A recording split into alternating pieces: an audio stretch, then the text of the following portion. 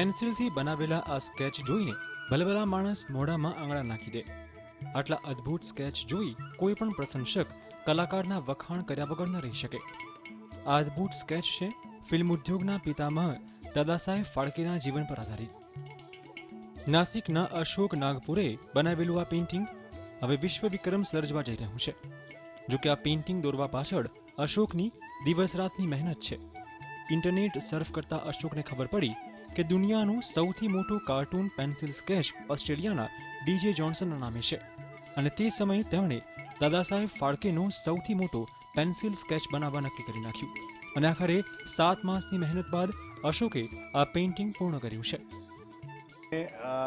8 feet ऊंचाई और 324 feet का जो काम किया गया है, इसमें कुछ ऑस्ट्रिया से पेंसिल्स मंगवाई है, फ्रांस से कागज़ मंगवाया था और इस काम को तकरीबन 7 महीने लगे हैं और इसका जो है कि गिनीज वर्ल्ड रिकॉर्ड के लिए इसकी जानकारी भेज चुके हैं और कुछ उसके आगे की बातें लेकर जाना है.